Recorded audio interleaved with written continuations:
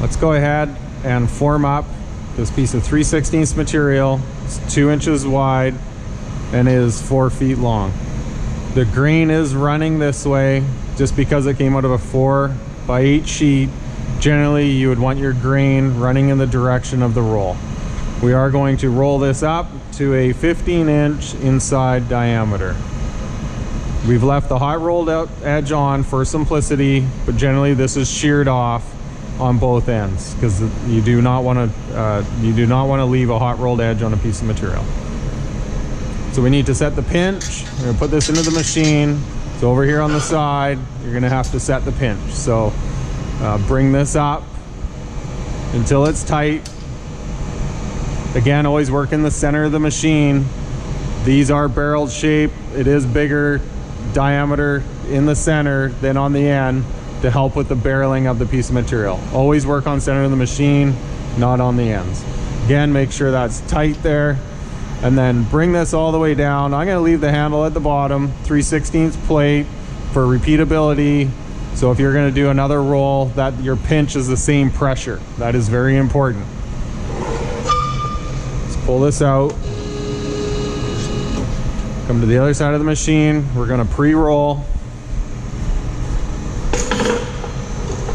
So as we're pre-rolling on this side of the machine, the reason that we didn't set the pinch here is because this roll just happens to be higher than the bottom roll.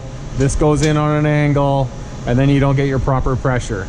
So it's unfortunate. This should have been lower, but it's not. So that's why we preset on the other side. For this one here, we're going to set a line here. We're going to put it at 8 inches. 8 inches there. We're going to do that because for a pre-roll, as we go to roll back the other way, we've got 8 inches that is going to be past the forming roll when we're going to roll. Okay, as we put this into the machine, we're just going to use a 2-foot square and we're going to eyeball this up on the machine here and try to be as accurately as possible. Otherwise, this will turn into a lock washer and you don't want that.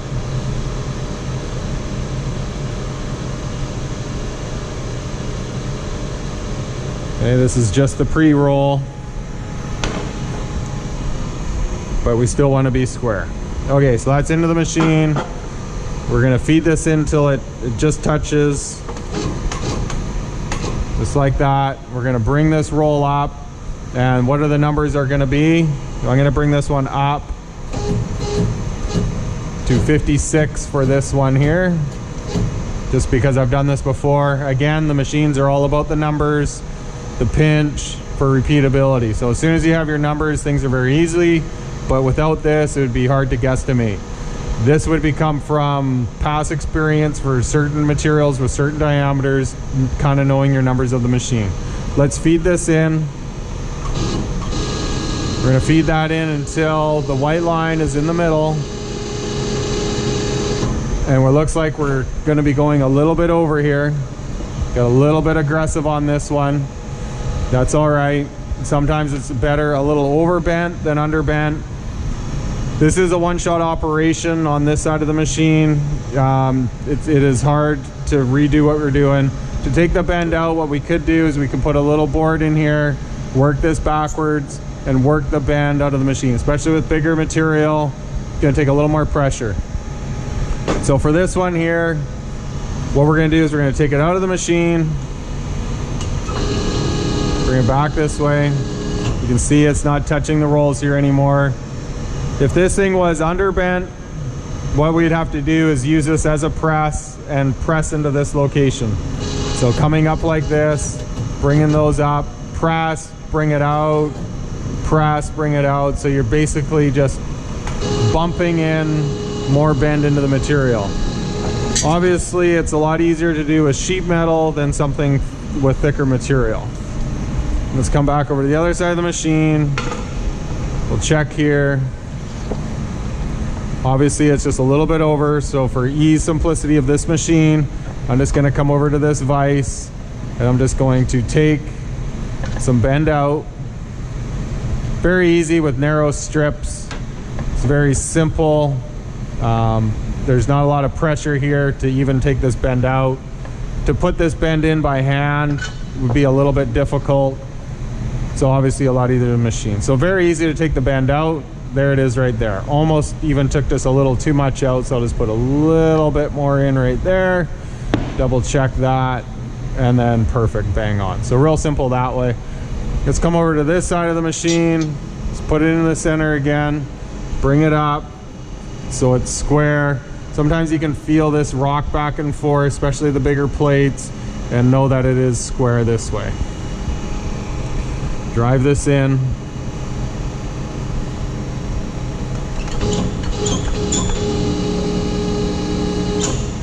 Make sure the back roll is out of the way, which it is. I'm just gonna bring it down just a little bit. Let's bring this in. We're gonna bring this in until this piece is horizontal with the floor, because then we know that we've hit tangent. So we're just gonna go a little bit more here, right about there. That's about tangent right there. Come over to this side of the machine. Again, we need to square that up. This on this side of the machine. Come over, eyeball that for square. Does need to come over a little bit. Just gonna use this block of wood as a hammer. Bring that over. Try not to use your hand as a hammer. A lot of nerve endings in your hand. Again, eye that up. Be really fussy right here, because if your piece is not square, it will lock washer, which I mean will twist into the machine. You don't want that. So that's square, that's set into the machine. Now we want to bring up that back roll until it just touches the curve of your plate there. So just go ahead, we'll bring this up. Just touched right there. We're at 42. I know from past experiences 30 is good, but as soon as it touches, you want to go 5 to 10 millimeters more. Those numbers are in millimeters, so I'm going to go another 5.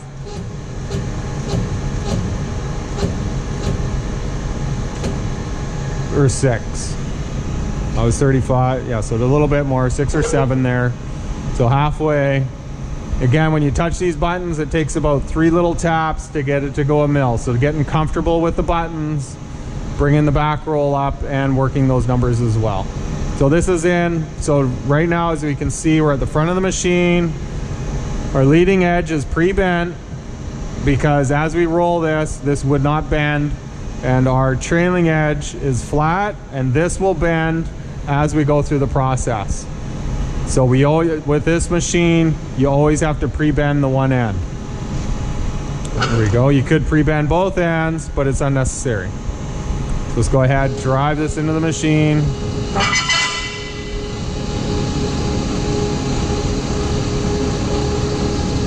If you want, you can put a halfway mark on here. So if you measured center, so when you hit center here, this should be over the center right here. That's a good indicator that you're doing a pretty good job.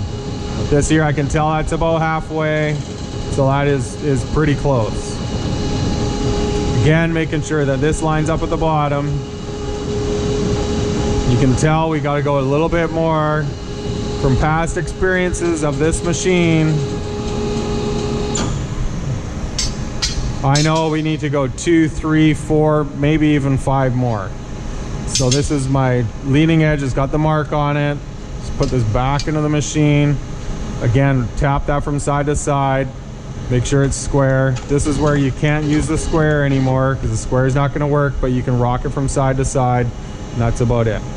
Let's go ahead. We're going to increase this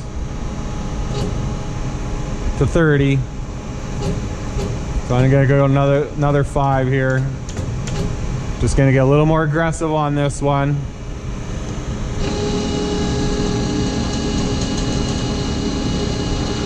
Just to speed up the process. Sometimes we get too aggressive and we overroll. If we overroll, then we're taking the bend out. So again, if we had a halfway mark, we would know that we're good.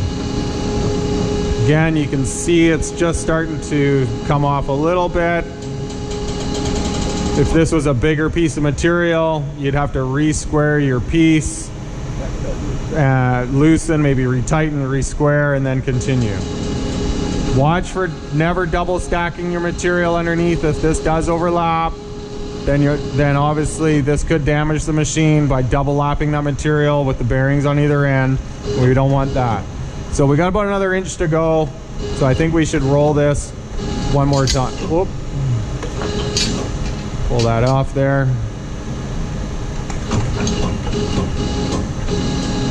I was trying to follow that one right through. Just didn't happen. Back this up a little bit. I want to go another 1 or 2. Again, we'll just come up. There's 1. Sometimes you can get a half out of there. Maybe there's 1.5. There we go. We got 2 on this one. We'll see what happens. We get a little bit aggressive. I'd rather have it overrolled a little bit than underrolled. We can see how this is overlapping the piece of material here. And that's fine because we're getting a lot of pressure from the back of the roll here. That's forcing this down, but when this comes off, it opens up. So it will overlap and then it will open up as we're coming along. Go ahead, continue rolling. And you'll notice as we're coming or when we finish up, we'll easily be able to take that out. So this is a little much. I got a little aggressive on there. I should have went 1 instead of the 2. But you're gonna notice this thing's gonna be fairly close. You can see I easily pulled that out, lined that up with that piece. I'm gonna follow that into the back of the machine. There we go. Okay, so that looks pretty good. We're rolled. Let's lower down the back roll here, the forming roll. Get that out of the way. Let's come over to the other side. Let's loosen. So we'll come down with our pinch here, our bottom roll. Open that up. And let's go ahead and open this up over here. Takes a little bit of a wiggle to get that end open. This opens up, and here we are. Let's have a look at our piece here. You can see I can easily move that into place. And then you can see this is almost spot on. Color might be hard to tell right there, but here we go there. You can see the color a little bit better over here. Okay, there's our ring for this one. It is slightly over, but that's okay. We can easily press that out, and with bigger, longer material, we can use a hydraulic press in there, a ram, and we can ram those out, and then tacking this in the proper location as well. Meaning if it's over-rolled or under-rolled, do you tack your inside or your outside? So that has to do with the love heart that's on there. There's a lot of description on that in the PowerPoint there as well, and you can see that's pretty good. That worked out well. Okay, so there's the roll there. Now we'll close this back up. Put this back into the hole, and it's ready for another roll. And that's the machine there. Once you're all done, turn the machine off if you're not in use anymore.